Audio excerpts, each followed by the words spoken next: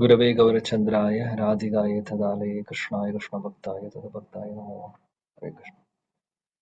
Hare Krishna, dear devotees, would like to welcome all of you for our study of Sri Bhagavad Gita. So last week, last class we discussed, I think, the two verses 58 and 59, which talks about how the Siddha Prajna controls the senses. The question number 3 asked by Arjuna, right? Kim Asita, how does he sit? How does he restrain his senses from the sense objects? That is a question. And Krishna has given the answer, um, is giving the answer from 58 onwards until 63, the same theme. How does Sthita Prajna controls the senses? So we discussed last class regarding the tortoise. Yada samharate chayam kurmo kurmonanganiva sarvashaha indriyan tasya prajna pratishtita. So we discussed how the tortoise, they withdraw the limbs within the shell, right? Whenever there is any danger. Similarly, a devotee, a siddha prajna or a devotee who is in Krishna consciousness, or one who is fixed in Krishna consciousness, he or she will withdraw the senses from the sense objects. And we discussed about the tortoise, with the limbs out in the temple, which reminds us that when we go to the temple or when we do any service to Krishna, then all our limbs should come out. Means we should use all our senses in the service of Krishna. If it is not Krishna conscious, then we have to withdraw it. So like that, like a tortoise. Good example. Then we discuss about Vishaya Vinivartande Niraharasya Dehina Rasavarjam Rasopyasya Param Drashto Nivartade. The very famous verse where it is mentioned that even a person may practice to restrict the senses from the sense objects. However, that the taste would remain in the heart or in the mind for the sense objects. The taste would remain.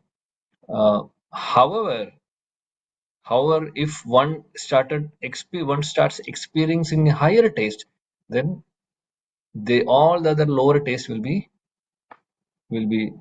subdued, or will be under complete, will not be in picture at all, because we will be experiencing param drishtva nivartade, will be experiencing a higher taste.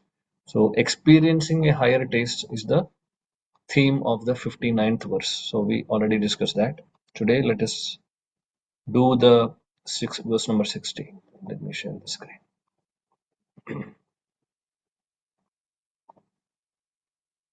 Yep. I hope all of you can see. 60. Yatato hi api kaunteya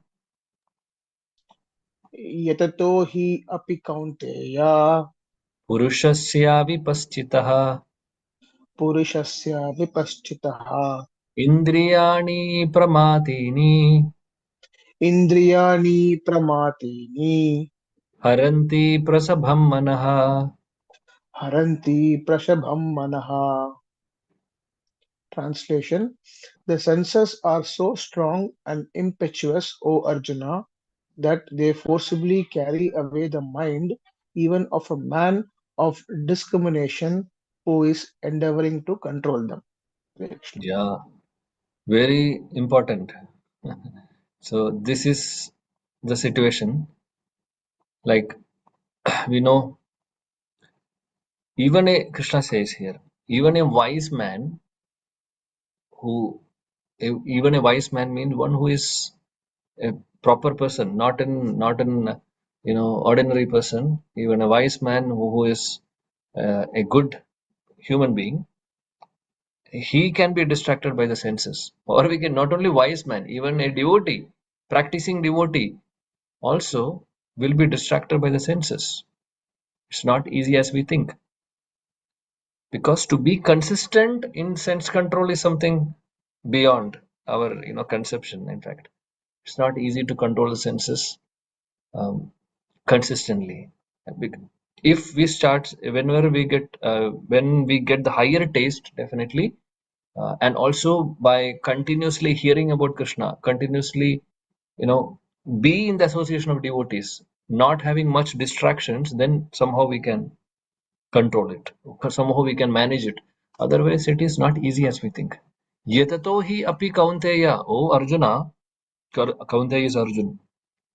O Arjuna, although although endeavoring to control the senses, when we endeavor to control the senses, Purushasya vipaschita, even for a man of full discrimination, not an ordinary man, man of full discrimination means he knows what is good, what is bad, everything. Indriyani pramatini. The senses are so strong and impetus that haranti prasbhammana. They forcibly carry away his mind. What is carrying the senses? Indriyani pramatini means indriyas, the senses are so strong and impetus. Impetus, we know, it is too much. We get attached or attracted very easily, and it can go any, it can just take away. Haranti means just it will steal, or completely forcibly carry away for that sense object. Senses are like that. So this happens to a man of full discrimination also, means this happens to a man who is a great yogi or a practicing devotee also. This happens. So what is our situation? We are nowhere, right? So because of this, it is very, very important to have spiritual circle always, to have good association, to have always chanting and hearing, in the association of devotees. Otherwise, we will be carried away. No doubt about it. So it is not as easy as we think. So we may think that, okay, when I'm in Abu Dhabi, when I'm in when we are in the association, we are protected. Yes, because we are having continuous programs, we are having satsangs, and also we are having uh, classes. We are having physical classes, online classes. Then we have Sunday hall program. Then we have other things also. And most of the days we are meeting each other, and somehow we are connected. This is actually protection. Actually, if there is no satsang, then we will be in trouble. Actually, all of us will be in trouble. That is the reason. If we are going to India, or if you are going to some places where the association is not there, uh, there is no association of like-minded devotees, then it will be very difficult, very, very difficult. So the devotees generally take short breaks only when they go to India, or to because we have to go to India, we have to go to home country, not only to India, whatever is required, we have to do it. If all the people in our home and relatives are devotees, then no problem. There also will get association. If at least in our family, if everybody is devote, everybody is are practicing bhakti, then also fine. Because wherever we go, we are seeing one altar to another altar at home. One Tulsi Maharani to another Tulsi Maharani. So it's same. So we are happy. And everybody is chanting Hare Krishna. Everybody is having the bead bag around the neck. Everybody is having the tilak and kanti mala. So there is no problem. However, if it is not there, then it's a problem for us. So it could be our very close relatives, could be our own family. However, devotees, we should remember this. We all these family relationships, all these connections are all bodily connections. It's not This is not permanent connection. Of course, we have some responsibilities, we have some obligations, no doubt about it, which we have to definitely fulfill also, we need to do. However, the connection with Krishna is permanent. And wherever we are getting opportunity to remember Krishna, to speak about Krishna, to hear about Krishna, to chant about Krishna, that is the place we should always aspire to be. Otherwise, we will be in trouble. It's not. A person who is fully determined also he can deviate, then what is our condition? This is the point. We are nowhere in the picture. No, I am staying in a hotel now here. I'm in Fujara. I'm staying in a hotel, a normal hotel, uh, but there are so many restaurants. I don't want to say also so many things because all these three-star, four-star hotels have all the facilities for all the sense enjoyment, right? So things are there. I understood that this will be there. So what I had to go out to get some, some for get some food actually. In the sense, not getting from something from supermarket and offer to Thakurji and eat. So I went at 6 o'clock, or just before the 7 o'clock my class, because when the sun is set, tamoguna tamogunic things are more, and people will be out, and there are so many bars, so many restaurants, so many things are here. So it will be too distracting. Unnecessarily, we have to go through those things. So very very dangerous. So one of my colleague is also there. He is staying in another room. So I told him we will see tomorrow. When I came back to my room at 3:30 4 o'clock. Right? So he was asking, we'll be meeting in the night for dinner. He knows that I don't take anything outside. However, he said we'll meet. I said I'm not well. I'm already having headache. Probably I will take some break. I will take some rest. We'll meet tomorrow morning. Just he knows that also I'm practicing something. So my point is that the even though we all do this, still when we are going through or when we are seeing something, some thoughts will come, some distractions are coming because of our previous or purva samskars, or whatever things we have seen before, whatever we have experienced before, all these things will pop up. So one who is accustomed to eat non-vegetarian, um, if we are going in the lift, or if you're going in front of KFC or McDonald's, if we have eaten it before, naturally when that smell comes, we will remember. We are not sadhus of Vrindavan. So we are not in that position. So it's not easy as we. So the world is like that. So we have to, manage it. So the point is that as much as possible, we need to be guarded with, good association. Otherwise, we will be in trouble. We will be losing the track. So this is not my words. Krishna is saying, because Indriya senses are too strong, very very strong, very very strong, and it can carry away forcibly. Not we may not be not we may not be interested to do that, but somehow the senses may take away. I mean, can will be carried away. So it is like that. So let's see Srila Prabhupada's purport. Very nice, beautifully Prabhupada is explaining this. All good to Srila Prabhupada ki jai. Yeah, please, someone can help me to read. Hare Krishna Prabhu. There are many learned sages, philosophers, and transcendentalists who try to conquer the senses. But in spite of their endeavors, even the greatest of them sometimes fall victim to material sense enjoyment due to the agitated mind. Even Vishwamitra, a great sage and a perfect yogi, was misled by Menaka into sex enjoyment, although the yogi was endeavoring for sense control with severe types of penance and yoga practice. Yes, thank you. You can pause there, Mataji. Thank you. So here Srila Prabhupada mentioned that the learned sages, the great transcendentalists, even the yogis, there also they can also fall victim to material sense enjoyment. This is the point. And he gives the example of Vishwamitra Muni and Menaka, which we have discussed before also. Please let us not, misunderstand. Vishwamitra Muni is a great, definitely great sage.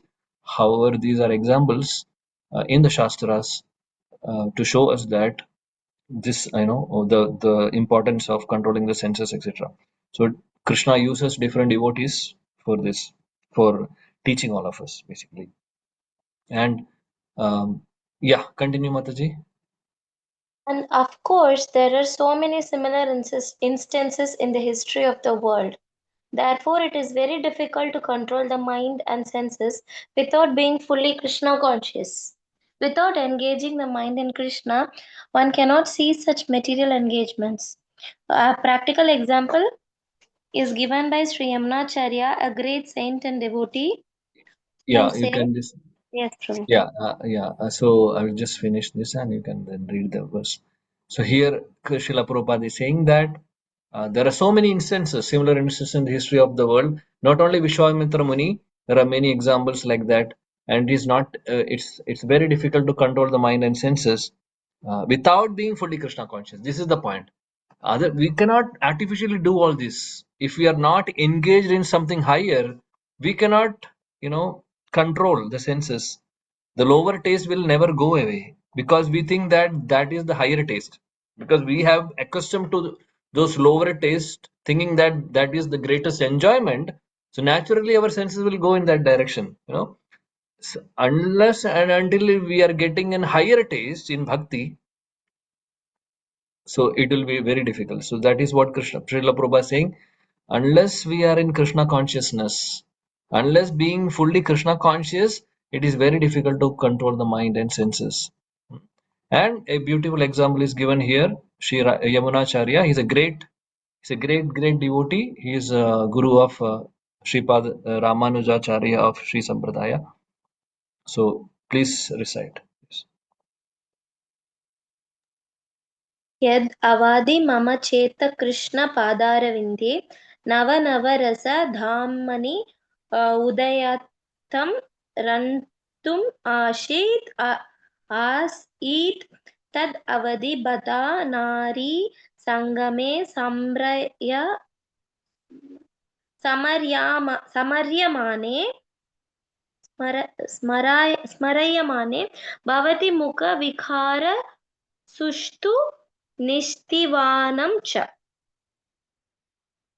Since my mind has been engaged in the service of the lotus feet of Lord Krishna, and I have been enjoying an ever new transcendental humor, whenever I think of sex life with a woman, my face at once turns from it, and I split at the thought. Spit. Spit at the thought. Yeah. So Sri Yamunacharya is a great saint, great devotee. He has said this verse. Yed avadi mama cheta Krishna padaravinde.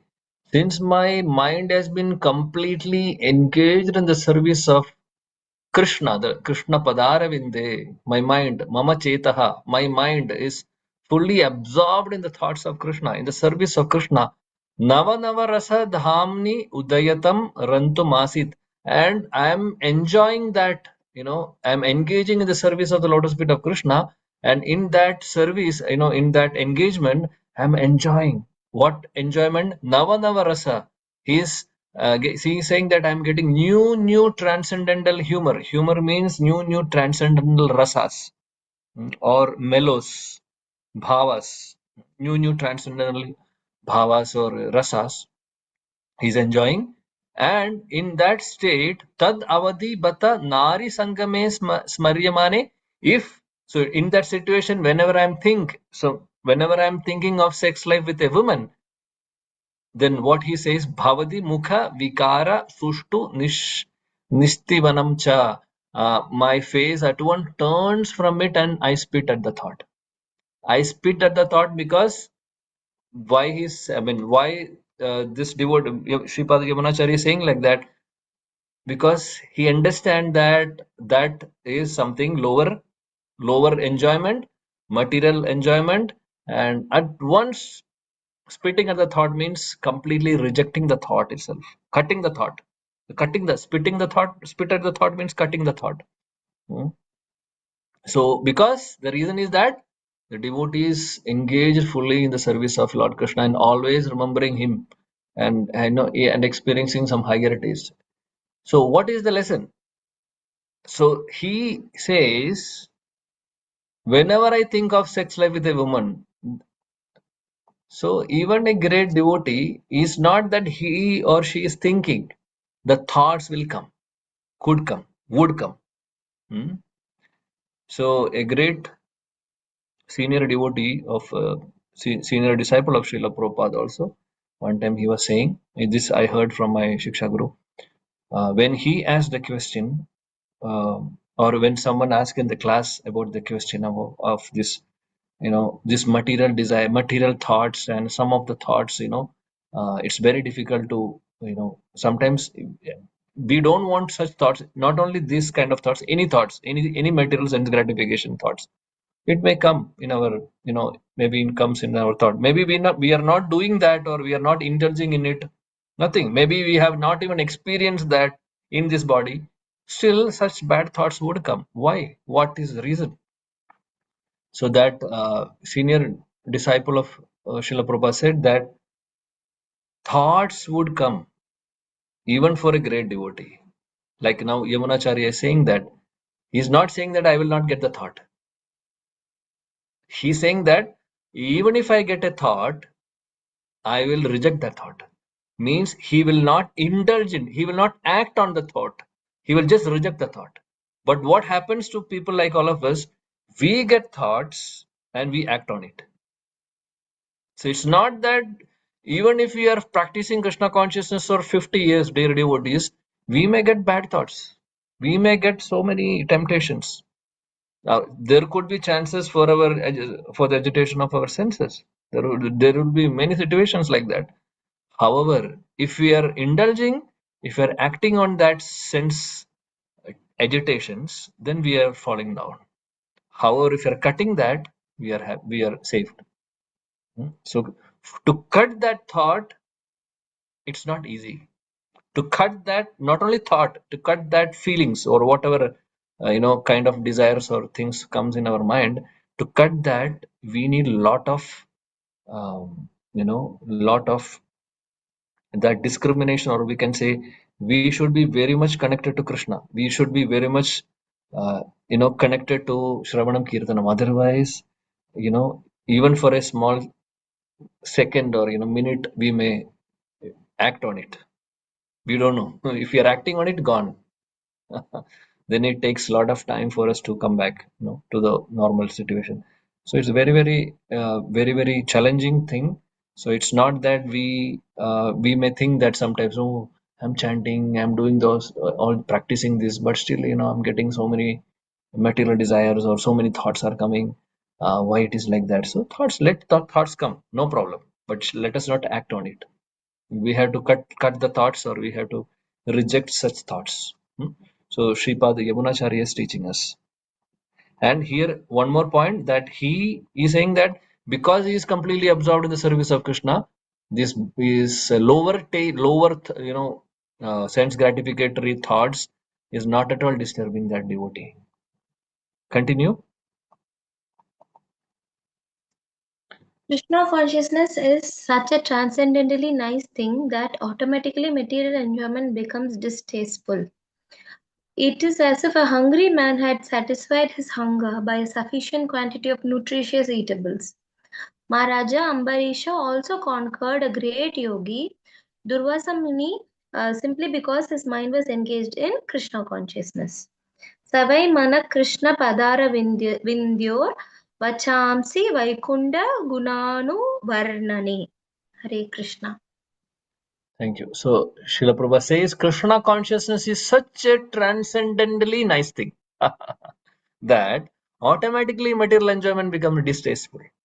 All of us would have experienced, or maybe experiencing that, right? So many material enjoyment we would have indulged in, and we would have tasted so many material things, material enjoyment in sense gratification. However, we may be now feeling some distaste in that. Hmm?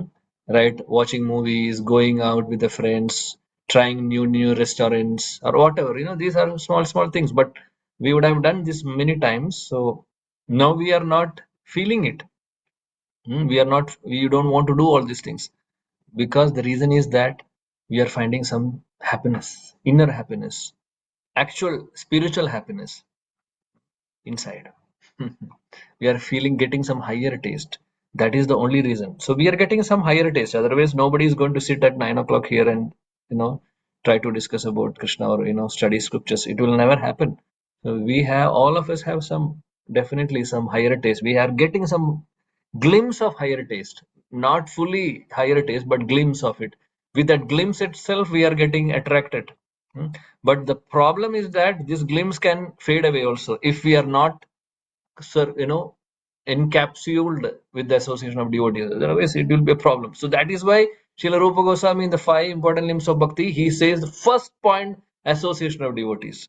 So without association, khalas, we cannot sustain because it is not possible. It is not at all possible for even advanced devotees. For advanced devotees also association is required. Like-minded devotees to discuss, to hear, to chant, to read, to study together scriptures and about Krishna. So it's very very nice to have a devotee circle. So here, Like how we had COVID bubble, so we should have association bubble, devotee association bubble. correct, absolutely true. We should be always in that bubble. Hmm? Yeah, so here he gives a good analogy also. If a hungry man had satisfied his hunger by sufficient quantity of nutrition eatable, so no material enjoyment will, all material enjoyment becomes distasteful because we are full.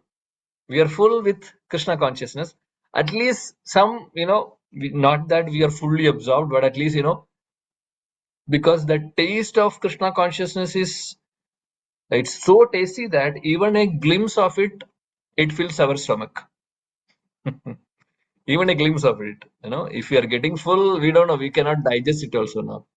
For example, if Krishna is appearing in front of us, mhm, for example, if we are just coming and giving darshan, we will die for sure, because we will get some heart attack, because we are not yet ready to see his form. We see him directly. We are not that matured yet. So the point is that even a glimpse of Krishna consciousness can completely make our stomach and belly full. So that is the power of bhakti. Yeah. Then he says about this is okay. Okay, all of you know, we have discussed also. This story comes Ambarish Maharaj and Durvasa Muni and Savai Mana Krishna Padaravindio. These are the verses chanted by or these are the qualities of our Ambarish Maharaj. He is completely absorbed in the thoughts and in the service of Krishna. So there are a series of verses wherein it is mentioned how Ambarish Maharaj is dedicating his senses. So I will just share the screen. It's nice to know. Let me just share the screen. And in our sloga memorization, we will all try to by heart these verses also. Okay, one time we will do that. I will keep this in my mind. Savai Mana Krishna. Hare Krishna, Hare Krishna, Krishna Krishna, Hare Hare, Hare Ram. Okay, I'm sharing the screen. This comes in 9th canto of Srimad Bhagavatam. This is the episode of Ambarish Maharaj and Durvasa Muni. Beautiful verse. I will just recite, and one of you can read the translation. So basically, these verses, series of verses, 18, 19, 20, 3 verses, speaks about how Ambarish Maharaj is dedicating each and every limb, each and every senses in the service of Krishna. All of his senses is engaging in the service of Krishna. That is what is being mentioned. Savai mana Krishna padaravindayo vachamsi vaikunda gunanu varnane karo harir mandir mardana marjanadishu shrutim chakar shrutim chakarachuta satkatodaye मुकुन्दलिङ्गा मुकुन्दलिङ्गालय दर्शने दृशो तद्भृत्य गात्रा स्पर्शेऽङ्गसङ्गमम् गृह गृणां च तत्पादसरोजसौरभे श्रीमत्तुलस्यारसनं तत् अर्पिते पादौ हरेर्क्षेत्रपदानुसर्पणे शिरो ऋषिकेशपदाभिवन्दने कामां हि दास्ये च तु कामकाम्यया यत् यत्तुष्- यत्तुत्तमश्लोकजनाश्रयरतिः. Yatottama shloka janashrayarati. Please read.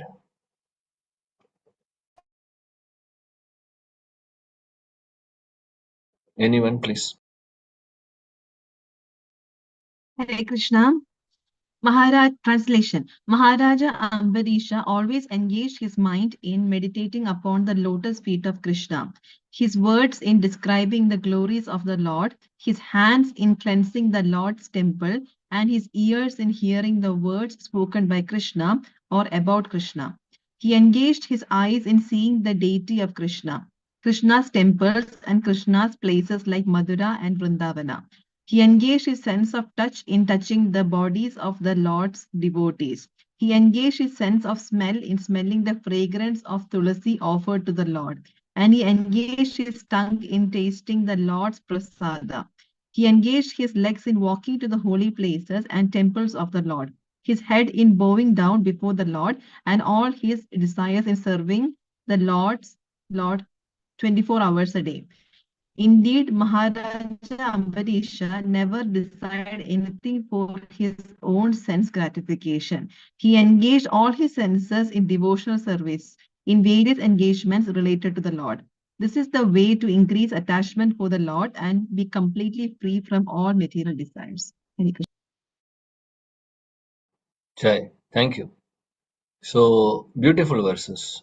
See how Ambarish Maharaj is dedicating all his senses in the service. By the way, he is not an ordinary person. He was an emperor one time. This is in Satyuga. Ambarish Maharaj Charitra comes in Satyuga. So he's such a great devotee. He was an emperor of the world and such a great devotee. He's 24 hours Krishna conscious. So you see the position. He is the emperor. Is a great king. Still, so great king will definitely have so much responsibilities. Correct? So many responsibilities. We have to take care of each and every citizen, including the animals. Everybody in the kingdom is praja only. So taking care of the entire world is not a joke. Hmm. And even though that great responsibility he had, he was engaging 24/7 in the service of Krishna. So whatever he does is a service to Krishna basically. Because even the kingly duties also he is thinking or he is dedicating that as a service to Krishna. And he is using all his senses. Otherwise, of course, he will be. It's not that he is compromising his duties as a king. He's doing that at the same time. He's engaging the all the time his senses in the service. How he is engaging is what we have seen. So beautiful. So this is the greatness of pure devotees. Pure devotees are like this. They always engage their senses in the service of Krishna. Okay, I lost the Bhagavad Gita verse. Sorry. So there are so many similar verses like this. Kulashekara Alvar also in the Mugundamala. There's a beautiful verse. जिह्वे कीर्तय केशवम् मुररिपुम् चेदो भज श्रीधरम् पाणिद्वन्द्वसमर्चयाच्युतकथा श्रोत्रद्वयम् त्वम् शृणु कृष्णम् लोकयलोचनम् द्वयहरे गच्छाङ्घ्रियुग्मालयम् जिग्रग्राणमुकुन्दपादतुलसी Murdannamadoksajam. Same meaning is coming there. Each and every limb of limbs he is using in the service of Krishna. There are many verses like that in the Shastras. Okay, so let's continue from where we left. I think we can do one more verse today before we wrap up. 61. Tani sarvani samyamya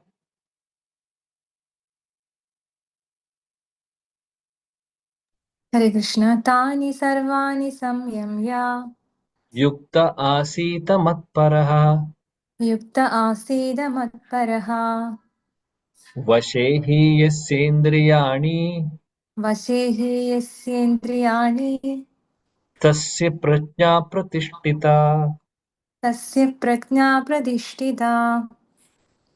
Translation: One who restrains his senses, keeping them under full control, and fixes his consciousness upon me is known as a man of steady intelligence. Hare Krishna. Thank you. So what Krishna said in the previous verse? Who remembers what he said in 60? In one line. In Even one line. even even a good devotee, a yogi, can get attracted towards Yeah, sense objects. correct. So even a wise man will be distracted by the senses. So that actually shows the rarity of a pure devotee.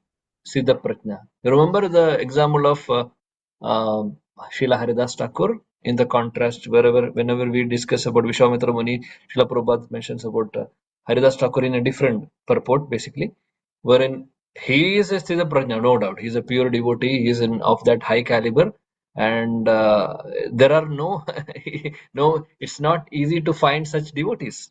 So this verse 60, the verse number 60, it speaks about even the wise can distracted by the senses. That's one meaning. At the same time, that verse also shows that the rarity of Siddha Prajna, the rarity of a devotee. Now, in this verse number 61, so Krishna in the 60, he said that it is easy to get distracted even for a wise man. In 61, he says, in one line, sense control is possible only by devotion to the Lord. There is no other way. That is a one line meaning of this 61. One who restrains his senses, keeping them under full control, and fixes his consciousness upon me. See, Krishna is saying upon me. He's not saying that upon the Lord also. Of course, he is the Lord. He's saying upon me. So he is the Supreme Lord. Tani sarvani. Sarvani samyamya. One who restrain his senses. Yukta asita matparaha. And fixes his consciousness upon me or Krishna. Vashehi yasendriyani, keeping the senses under full control, tasya prajna pratishtita, is known as a man of steady intelligence. That's the meaning of line by line meaning. One who restrains his senses and fixes his consciousness upon keeping the senses under full control, is known as a man of steady intelligence. So basically, Krishna is saying that sense control is only and only and only possible by devotion, nothing else. So if you think that our senses are not in control, we are getting distracted because of so many other things. It is not only some sexual thoughts, or it is may not be only some other desire for money or some other distraction. Even it could be some deviation in the thoughts, or even it could be some attachment to the mobile, it could be some attachment to politics, it could be some attachment to sports, or whatever things of this world. So the point is that sense control means all the senses basically. So if the devotion is stronger and stronger, then such distractions or such things will not disturb us. Thoughts will come, situation will be there, but we will not be interested. We will not be interested to take the mobile and spend 1 hour just reading the news and politics, what is happening in this world. What is the benefit of it? Are we going one step closer to Krishna? Then go for it. No problem. If that is making us closer to Krishna, if that is pushing us towards Krishna, then go for it. We can read for 2 hours, 3 hours. But if it is not, why we have to spend time? Why we are wasting the time?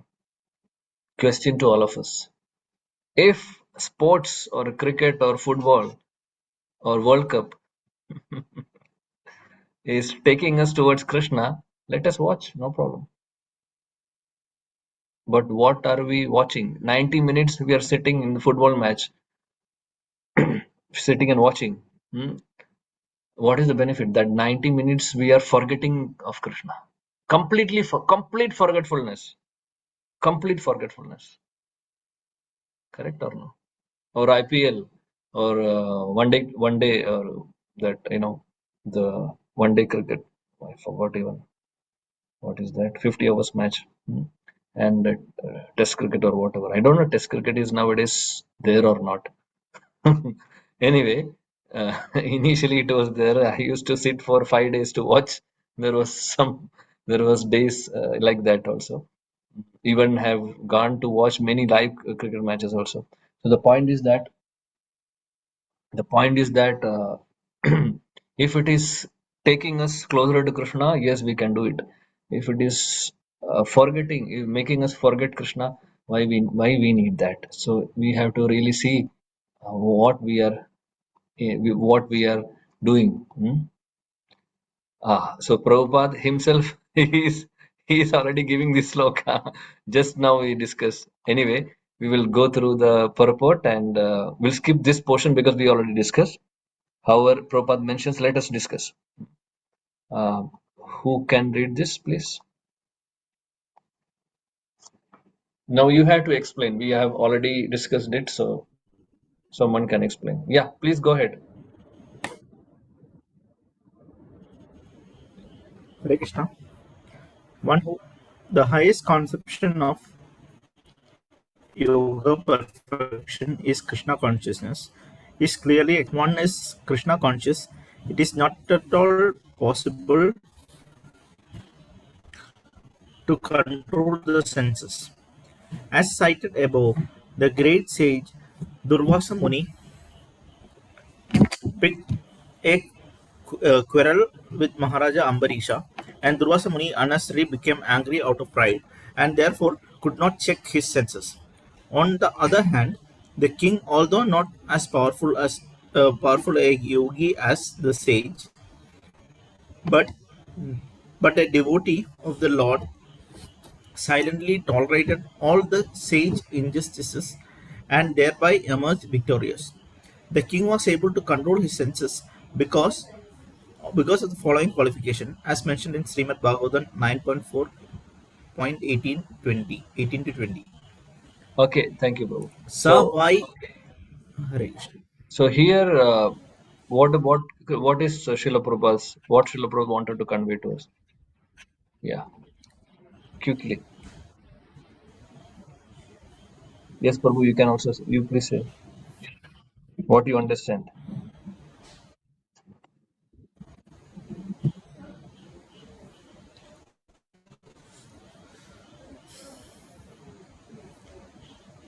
Haripur? Even though king is not as powerful as yogi, he is able to control his senses. How?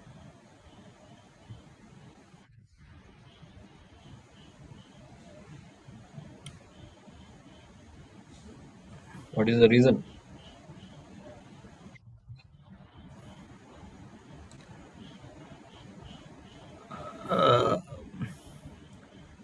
He, he's practicing Krishna consciousness, but Durvasa Muni got like angry because of pride. Okay, fine. Okay, thank you, Prabhu. Yes. So unless one is Srila Prabhupada says, unless one is Krishna conscious, it is not possible to practice. Not possible at all. Prabhupada says that at all. Not possible at all to control the senses. Not only anger, any other sense. Vacho vegam, manasa krodha vegam, jihva vegam, uttara upastha vegam, all the urges. It can be only controlled if we are Krishna conscious. Otherwise, not at all possible. So Durvasa Muni Ambarish Maharaj story is well known. I hope we have discussed in our previous session, some session. Is it or not? Other, of course, all the devotees. I'm asking Harish Prabhu and Mataji because others have heard many times. We have discussed. I'm asking Harish Prabhu and Mataji if we have discussed. Prabhu, after we came about Dvasamuni and Ambarish Maharaj, we have not discussed. Not heard? Not heard in any of the previous classes before. But okay, I will. We will. If you read the purport, we No, will no, definitely. it's okay. It's okay. It should. This is very simple. I mean, very famous story, basically. I'm happy to discuss in 5 minutes. I don't know, 5 to 10 minutes. 5 minutes, yeah. Very in a very quick nutshell. Okay, this comes in ninth canto of Srimad Bhagavatam. Ambarish Maharaj, we already have seen his qualities, right? We have just read that verses wherein how he is dedicating his senses in the service of Krishna. 24 hours Krishna conscious. He is a pure devotee. Ambarish Maharaj is a pure devotee. And he was an emperor. One day, Durvasa Muni is coming to his palace. And that was the uh, day of Dwadasi, the next day of Ekadashi. So we know that on Dwadashi we are breaking the fast, Parana, right? Parana is should we should do Parana on the specific time. I think you had asked this question 2 days back, regarding the importance of Parana, correct? Yeah. So I just mentioned also, I think in the voice note regarding this, if I remember. Anyway, After uh, hmm? Did I? I had I asked, I asked two questions. Why we have to break exactly in this, and what will happen if we don't break in this? Yes, So during that, and I when I answered, I believe I just mentioned in a very brief way about this story, but not in detail, just because I remember it was only 2 minutes, 3 minutes audio. Anyway, so Durosomani came to Ambarish Maharaj's palace, and Ambarish Maharaj was ready for, you know, it was on Dwadashi day, so he has to anyway break the fast. So when Durosomani came, he respectfully, welcomed him, and he was ready to serve him. Hmm. So Durosomani said, "Okay," Ambarish Maharaj said, "I'm very very happy to see you, oh Durosomani. I want to serve you. So please, you know, give me opportunity to serve you." Because that is the nature of a Vaishnava. Vaishnavas are always wanted to serve others. So and Durosomani is not a ordinary person. He's a Shakti Avesh. He's an avatar of actually is not is it an kind of we can say that he's a avatar, or we can say spark of Lord Shiva. He's actually not an ordinary person. Durosomani is a great person. He was a devotee also. He can even with that his self same body he has the ability to go to even Vaikunta planets. He was such a great person, but he was having some weakness, which is anger. Durvasa Muni is gets very angry, gets angry very fast. Shiprakopi, because Lord Shiva is also like that. We know Lord Shiva gets angry also. At the same time, he will become easy to please him also. Durvasa Muni, for to please Durvasa Muni is also easy. At the same time, he gets angry also. Durvasa Muni is now he came. So Ambarish Maharaj said, "I want to serve you, O Durvasa Muni. So please give me chance. Please give me opportunity to serve you." So Durvasa Muni said, "Yes. Let me just go and take bath and come back. Let me just freshen up and come back." So he said, "Okay." He said, "Okay. Please go and come back. I'm happy to arrange everything for you." And it is the Dwadashi day, so he is arranging nice, beautiful, you know, prasad for Durasomani to honor, because it's a Dwadashi. And the thing, what is happening is the Durasomani is taking a lot of time. He is not coming on time actually. He takes a lot of time to come back. And Ambarish Maharaj is waiting and waiting, and the Parana time came, and the Parana time is crossing. Parana time was very short, or it was short or long. It's not mentioned. However, Parana he is still waiting. He is not coming, and Parana time was going to get over now. Then because we have to break the fast within that particular time, stipulated time as per the Shastras, to get the full benefit of Ekadashi. So he consulted his brahmanas because he is a king. So there are so many brahmanas advices for him. He asked the brahmanas, "What should I do now? Because Durvasamani has not come yet. So I wanted to please guide me. Please let me know what should I do, because if I don't break the fast, then Ekadashi, because I'm doing Ekadashi for the pleasure of Krishna. So I want to complete that, Ekadashi Vrat also, because he is taking Vrat not for his own, some for any benefit. He is doing the Vrata for the pleasure of Krishna. So he said, I want to break the fast because I want to complete this Ekadashi fast. If I do if I break the fast in this during this Parana time, then the Ekadashi is successful and Krishna will be pleased. So please guide me. What should I do now? Durvasa Muni has not yet come because the reason is that if a guest is at our home, we have to serve them first before we honor something, right? So this is the basic etiquette. So he said, so this Brahmana said, you don't have to worry, Ambarish Maharaj. Okay, let Durvasa Muni come. You can break the fast with a just drop of water. You can take just a drop of water and break the fast, and no problem. When he comes, you offer him, give him whatever you want to offer him, and later you can have your prasad. So you are not breaking you are breaking the parana, you are breaking the fast. At the same time, you are not breaking the etiquette also. This is the advice given by the Brahmanas. So ideally, this is mentioned in the Shastras also. So he followed as per the direction of the Brahmanas. But Durvasa Muni, because he was such great yogi, he understood in his mind itself that Ambarish Maharaj has broken the fast by drinking a drop of water, and he was angry. He has not yet come.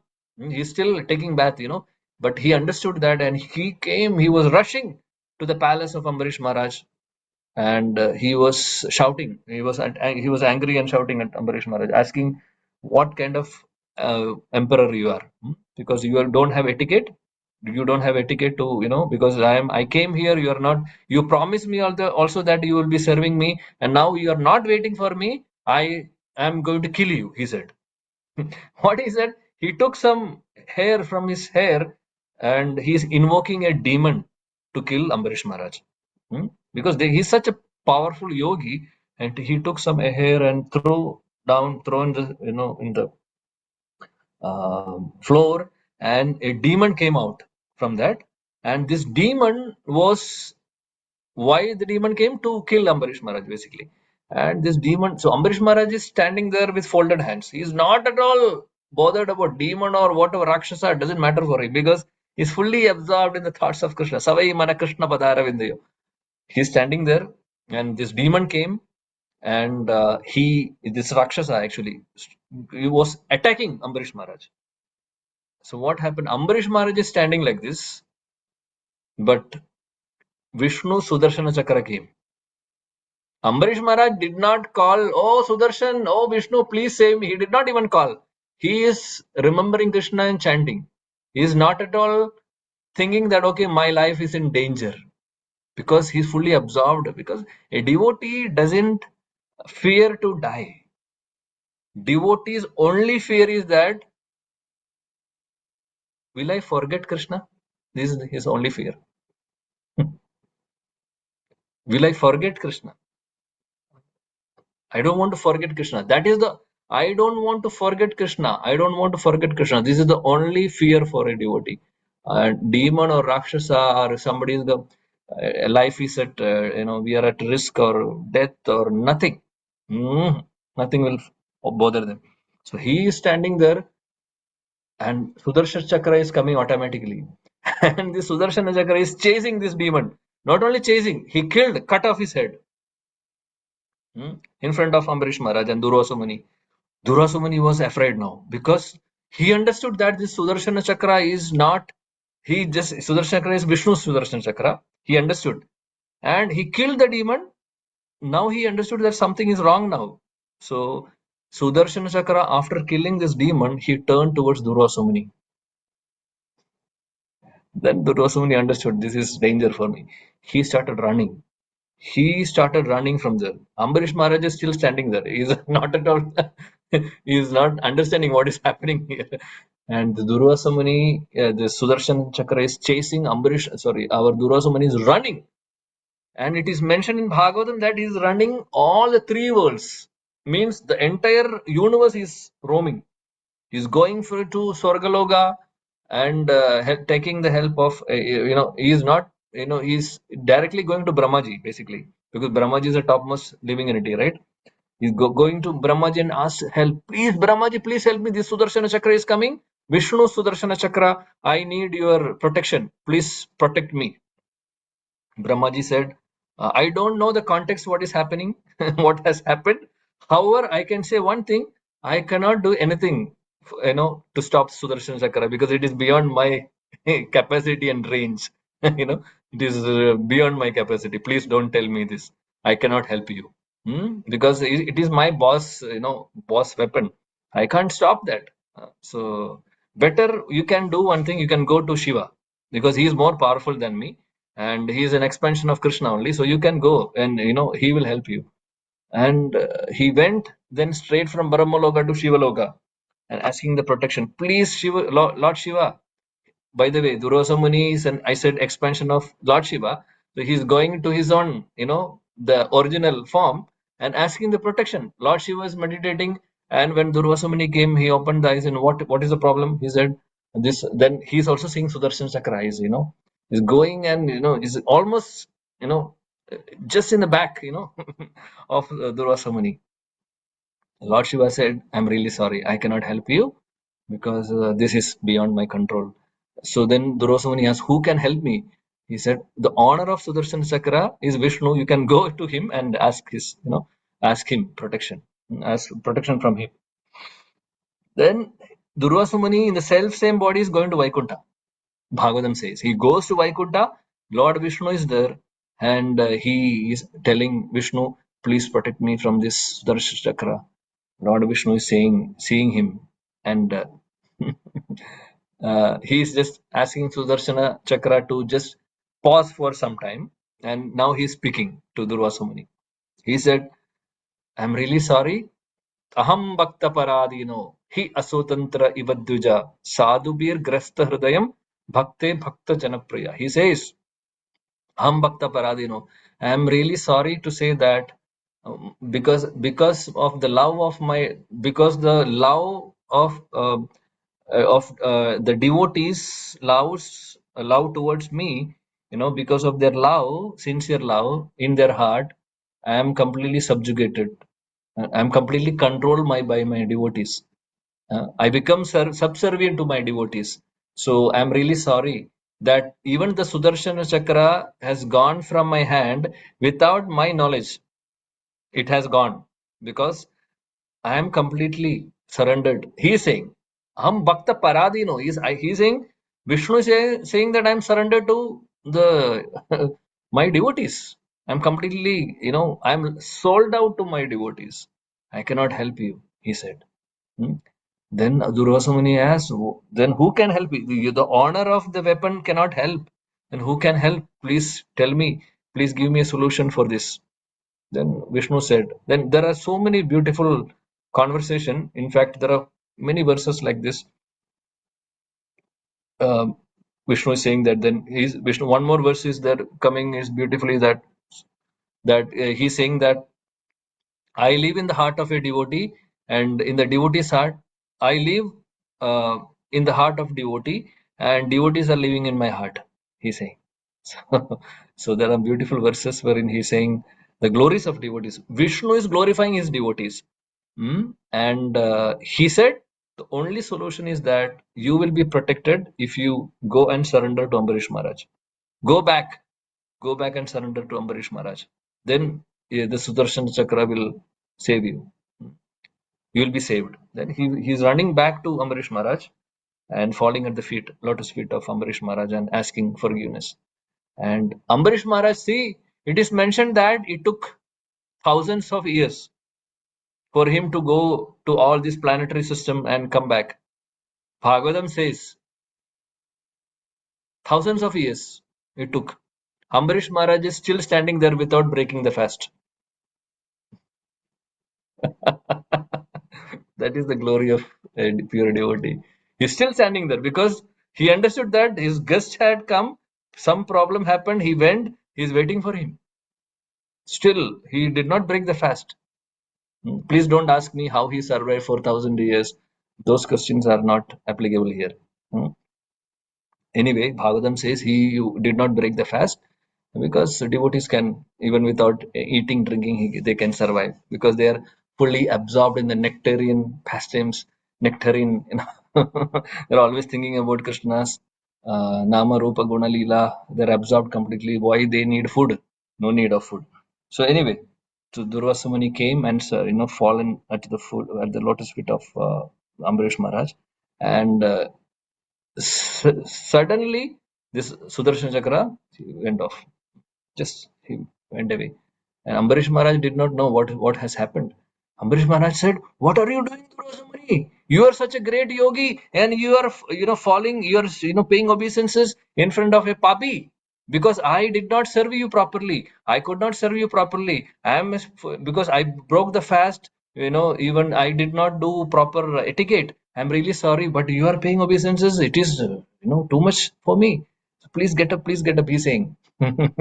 That is the nature of a pure devotee, and this is how the pastime ends.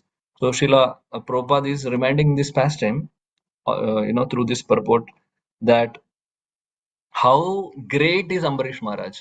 So see the position of Ambarish Maharaj, see the position of Durvasa Muni. Both of them are, Durvasa Muni is definitely a great personality, no doubt. But when there is a comparison between a pure devotee and a yogi, always the pure devotee's position is greater. So how he is controlling the senses. So Prabhupada is mentioning Ambarish Maharaj did not get agitated. See the qualities of Ambarish Maharaj. And he was not at all fearful also when he saw the demon. And not only that, he was waiting for Durvasa Muni for 1,000 years. What kind of person he is? What such a great devotee, right?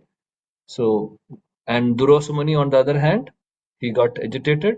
And so Prabhupada is saying that only a pure devotee or Krishna consciousness is the only solution for sense control. Otherwise, it is not possible. So let us do this last paragraph also very quickly. Can someone read, please? I'm sorry, it is little over time, but let us finish this. Hare Krishna Prabhu. The word Matpara is most significant in this connection. How one can become Matpara is described in the life of Maharaja Ambarisha. Srila Baladeva Vidyabhushana, a great scholar and Acharya in the line of Matpara, remarks Madbhakti Prabhavena Sarvendriya Vijaya Purvika Swatma Drishtis Sulabhedi Bhava. The senses can be completely controlled only by the strength of devotional service to Krishna. Also, the example of fire is sometimes given. As a blazing fire burns everything within a room, Lord Vishnu, situated in the heart of the yogi, burns up all kinds of impurities. The Yoga Sutra also prescribes meditation on Vishnu and not meditation on the void. The so-called yogis who meditate on something other than the Vishnu form simply waste their time in the vain search after some phantasmagoria. Phantasmagoria. Phantasmagoria. We have to be Krishna conscious, devoted to personality of Godhead. This is the aim of the real yoga. Hare Krishna. Thank you. So here Srila Prabhupada says, here the verse also says, Matparaha, Matpara. Yukta Asita Matpara. Matpara means me, in relationship with me. Krishna is saying about himself, So please, if you have devotion towards me, Matpara. So fully dedicated to Krishna. Srila Prabhupada says that is very important because that is the nature of a pure devotee, right? So the devotees, the senses can be controlled only by devotional service, bhakti. There is no other process. And Srila Prabhupada speaks about a yogi. So yogi is actually a true yogi. In his heart, Lord Vishnu is there, in the sense the yogi will be meditating on the form of the Lord, not on the void. Because there are some so-called yogis who are meditating on the void. Void means nothing. So we can't meditate. Meditation should be on Vishnu only, on Krishna, nothing else. So this is very important. So we have to be Krishna conscious, devoted to personality of Godhead. This is the aim of real yoga. So yoga, the purpose of yoga means connecting to Krishna. So please, we need to know the meaning of yoga. Yoga means connecting to Krishna. So karma yoga means connecting to Krishna through karma. Bhakti yoga means through bhakti, connecting to Krishna through bhakti. Jnana yoga means by jnana, and Ashtanga yoga, or this Ashtanga yoga or Dhyana yoga means connecting to Krishna through meditation. So the point is that we have to be Krishna conscious. So the highest yogis are bhakti yogis. Other yogis are, so now here Durvasa Muni is a dhyana yogi. He is a ashtanga yogi basically. However, Ambarish Maharaj is a bhakti yogi. He's a pure devotee. So that is the difference. So bhakti yoga is always prominent. In fact, all the yoga process culminates to bhakti yoga, and the central theme of Bhagavad Gita is bhakti yoga. So Bhagavad Gita speaks about karma yoga, Bhagavad Gita speaks about jnana yoga, also dhyana yoga a little bit, and bhakti yoga. So all these four yogic processes are mentioned. However, Krishna is bringing us and narrowing it down, saying that bhakti yoga is the topmost. And that is the reason he has kept Bhakti Yoga in the central portion of Bhagavad Gita. First 6 chapters speak about Karma Yoga and little bit of Dhyana Yoga, and the last 6 chapters speaks of more on the, not 6 chapters, 5 chapters speaks about on the Jnana Yoga, and the middle 6 chapters speaks about the Bhakti Yoga, the core, the essence of Bhagavad Gita. And the last chapter of Bhagavad Gita, 18th chapter, is basically a conclusion of of all chapters basically. So bringing all the points there, Krishna, and again in narrowing down to saying that Sarva Dharman Parityajya Mamekam Sharanvaja. So surrender to me, that is ultimate thing. Man mana bhavamat bhakto matyaji. Remember me, think about me, worship me, pay obeisances. He says that. So that verse comes 2 times. So like that. So Krishna consciousness is the only solution for controlling the senses. So that is the theme of today's discussion. Thank you so much.